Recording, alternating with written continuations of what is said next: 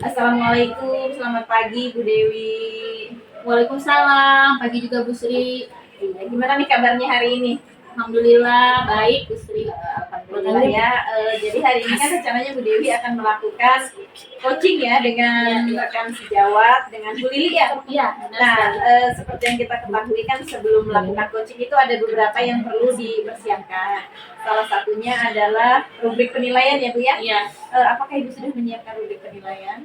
Saya sudah menyiapkan rubrik penilaian untuk coaching pada pagi hari ini. Alhamdulillah. Nah, sebagai seorang coach nih ya, ini kan kita memiliki beberapa kompetensi yang idealnya dimiliki oleh coach gitu ya. Dari beberapa kompetensi sendiri, kompetensi mana nih yang ingin Bu Dewi kembangkan? Seperti yang kita ketahui, kita sebagai coach harus memiliki beberapa kompetensi, diantaranya kehadiran penuh, mendengarkan aktif, dan mengajukan pertanyaan yang berbobot. Oke, jadi Ibu sudah mengetahui ya ada beberapa kompetensi yang seharusnya dimiliki gitu ya. Nah, dari beberapa kompetensi tadi, kompetensi mana nih yang secara spesifik ingin diobservasi pada kegiatan coaching saat ini?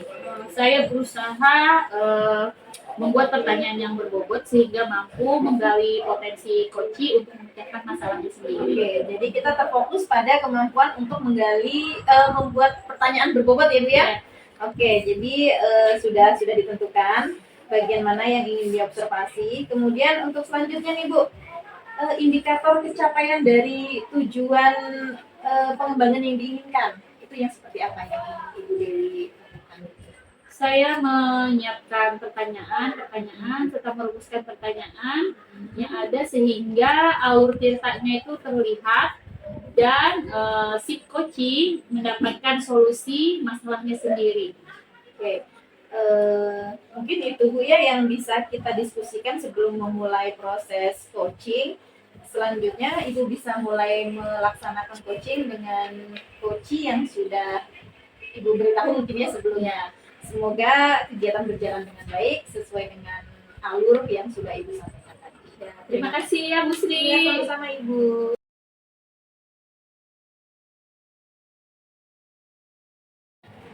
Apa kabar Bu Lili? Alhamdulillah baik Ibu Dewi.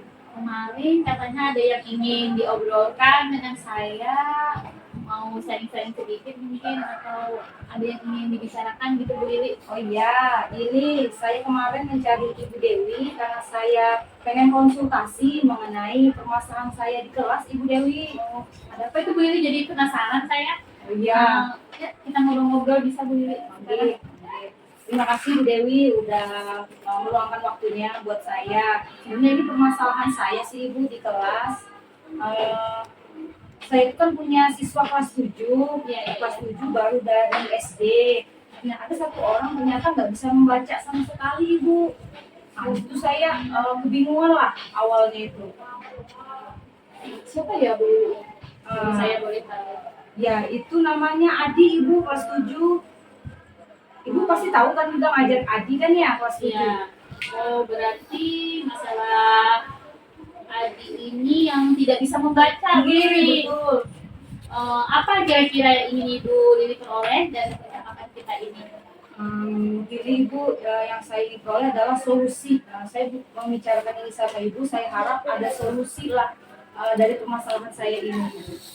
Baik, mari kita cari solusinya sama-sama ya Bu Lili ya.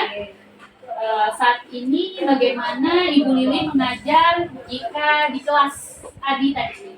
Oh iya, saya mengajar di kelas itu seperti pada umumnya sih Bu. Saya kan guru IPA, saya ngajar seperti biasa, cuman Adi ini kan emang sama sekali tidak bisa membaca. Awalnya saya suruh dia itu mengikuti apa pembelajaran saya di kelas. Cuman dia nggak bisa ngimbangin ya Bu, dia nggak bisa ngimbangin teman-teman yang lain. Otomatis dia lebih lambat kan dari teman yang lain. Kemudian setelah itu saya biarkan aja dia Bu, yang sekarang. Ternyata sekarang saya malah kesannya kayak gimana ya, merasa bersalah lah sama Adi karena saya biarkan aja dia di kelas, terus saya fokus aja ke anak-anak yang banyak itu. Kayak gitu sih Ibu, di situ saya merasa bersalah lah sekarang.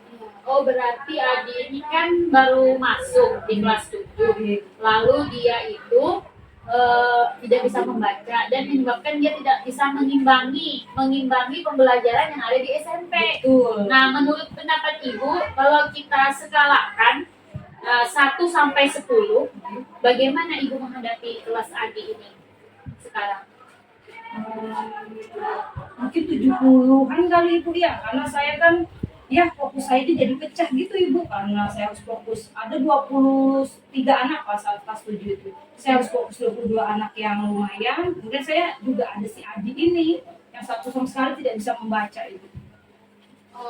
Menurut Ibu Lili dari cerita tadi, karena ada beberapa ya Bu Lili ya, cuma si Adi ini tadi ya yang mungkin menjadi masalah karena dia tidak bisa mengimbangi tadi. Kira-kira ada tidak cara supaya Adi tadi dapat duduk diam di tempatnya, tetap ikut belajar, namun tidak mengganggu teman yang lain? Itu sudah yang sebenarnya yang pengen saya sampaikan ke Ibu. Kira-kira ada atau tidak ya solusinya untuk menghadapi si Adi ini. Selama ini kan saya hanya berusaha mengajak dia mengikuti saya pembelajaran di kelas, tapi dia tidak mampu. Saya biarkan saja dia, tapi malah kemana-mana malah dia di kelas. Dia juga merasa bersalah. Ini datang ke sekolah malah saya biarkan aja. Di situ saya malah bingung.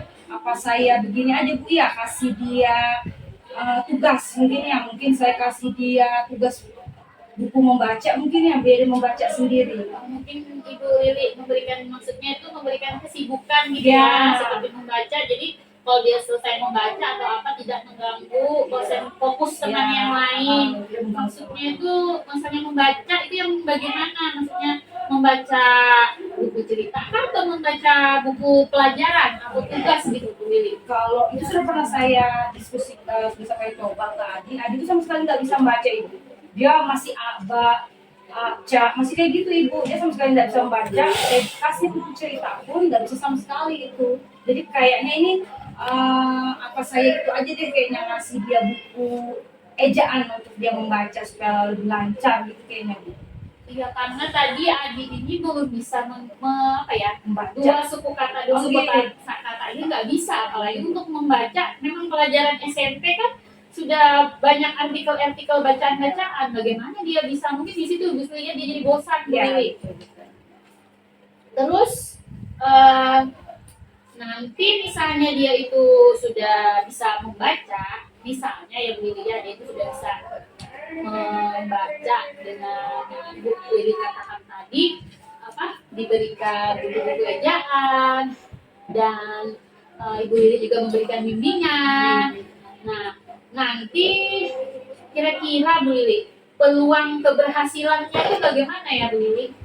Nah, otomatis kalau menurut saya nih Bu, berarti kan dia hanya fokus untuk belajar membaca, sedangkan teman yang lain fokus ke pembelajaran saya IPA. Mungkin dalam ketika dia lancar membaca mungkin bisa maksimal di situ. Cuma untuk apa juga dia belajar IPA kalau nggak bisa membaca sama sekali kan Ibu? Kayak gitu sih. Oh, mantap ya Bu Lili. Terus bagaimana komitmen Ibu dalam rencana tadi? Apakah sudah Ibu laksanakan? Sudah Ibu berikan buku buku ejaan atau bagaimana? Ya, secepatnya sih kayaknya Ibu, saya langsung ketika saya masuk ke kelas 7, masuk kelasnya Adi, saya langsung ngeprintkan aja buku ejaan gitu untuk belajar membaca untuk anak-anak gitu. Langsung aja nanti saya cepat eksekusi saya. Nah, di dalam Ibu Lili tadi memberikan kayak treatment ya Bu Lili ya, treatment kepada Adi supaya dia bisa mengikuti pelajaran seperti teman-teman yang lain, kan memberikan bahan bacaan tadi berapa suku kata Bu Lili ya biasanya.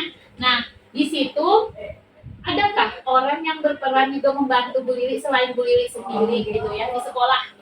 Oh iya, kira-kira ini di guru bahasa Indonesia. Guru bahasa Indonesia, semuanya kayaknya berperan deh Ibu. Semua guru berperan karena ini kan sepertinya masa baru ini kalau SMP kami dapat siswa kelas 7 belum bisa membaca sama sekali. Saya semua guru berperan, apalagi kepala sekolah itu juga bertindak sebagai BK itu dan utama orang tuanya. Jadi mungkin saya nanti minta tolong ke wali kelas datangin rumahnya, ketemu dengan orang tuanya agar bisa dibimbing juga ketika di rumah. Itu. Oh iya, bagus sekali rencana yang Ibu Lili sudah ingin atau sudah terapkan ya Bu Lili? Baru mau sih. Ya. Saya semenjak dapat solusinya dari setelah berbicara dengan ibu. Oh iya, jadi tadi rencananya dari Ibu dulu, ya kan membantu dia, baru dari guru-guru apa namanya sekolah kan, dan juga orang tua juga nanti disosialisasikan lagi, gitu kan ya Bu Lili, dipanggil mungkin Bu Lili ya. Menurut saya bagus sekali ya Bu Lili. Dari pertemuan tadi kayaknya sudah terlihat ya Bu Lili ya, apa yang muncul, ide-ide segar yang muncul dari Bu Lili untuk mengatasi si Adi tadi. Kira-kira apa yang didapat dari pertemuan kita ya hari ini? Alhamdulillah semenjak saya bisa berbicara dengan ibu, membagi sedikit lah masalah di kelas saya sama Bu Dewi, saya mendapatkan solusi. Saya mencoba memberikan treatment tadi, membaca untuk si Adi yang sama sekali tidak bisa membaca, daripada dia saya cuekin ataupun daripada saya paksa dia ngikuti pelajaran IPA dia tidak bisa sama sekali, mending kayak gitu aja saya ajarin dia membaca. Jadi setelah selesai saya IPA baru saya ke Adi. Mungkin gitu ibu dari saya. Terus semangat ya Bu Lili ya. Alhamdulillah, terima kasih banyak Bu Beda Lili. sama-sama ya. Terima kasih. Ya, mungkin itu saja ya Bu Lili ya. Nanti mungkin kita bisa berjumpa lagi di pertemuan selanjutnya. Nanti saya boleh Bu ya ketemu ibu lagi? Boleh. Saya juga kadang juga perlu di coaching juga. Ya. Makasih Bu. Sama-sama.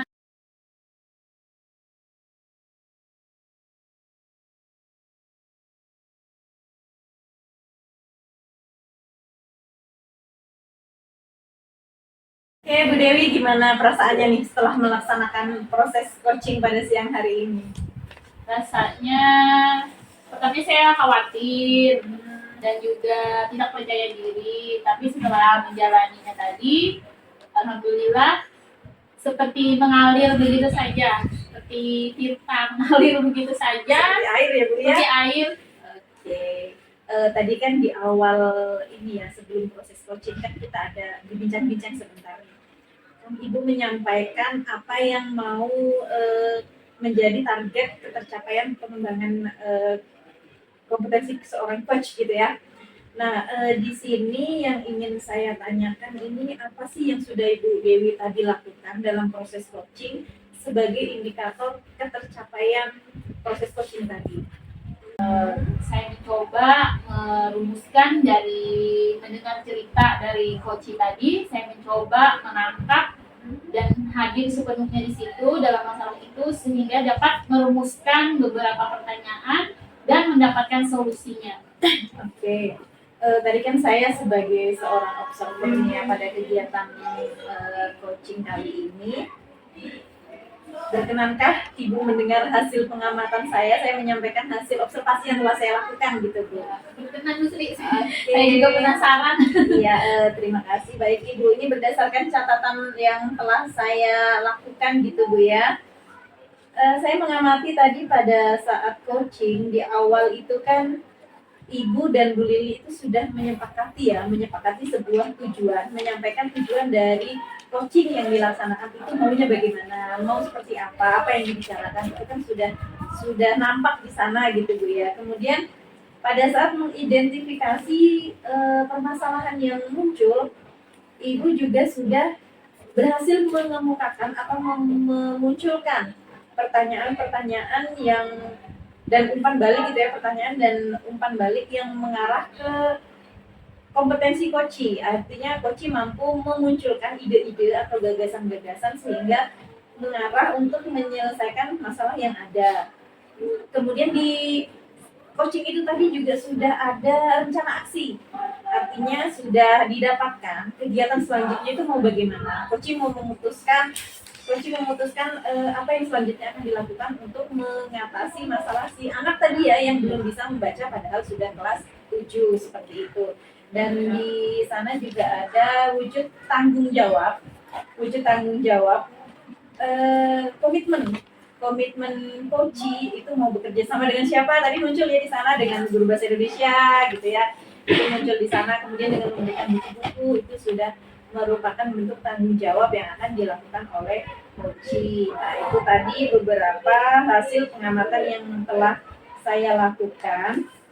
Nah, kemudian ini Ibu ya, kan tadi Ibu sudah berhasil nih memunculkan kompetensi, memunculkan pertanyaan berbobot ya. Ada lagi nggak sih kompetensi yang mau Ibu kembangkan dari diri Ibu sendiri? Mungkin menjadi pendengar yang aktif ya Bu ya. Kadang itu kita kehilangan fokus, jadi bagaimana cara kita kembali fokus mendengarkan coach yang sedang berbicara. Mungkin itu kadang agak-agak kehilangan fokus. Oke, jadi agak ini ya Bu ya, agak susah konsentrasi mungkin ya Bu ya.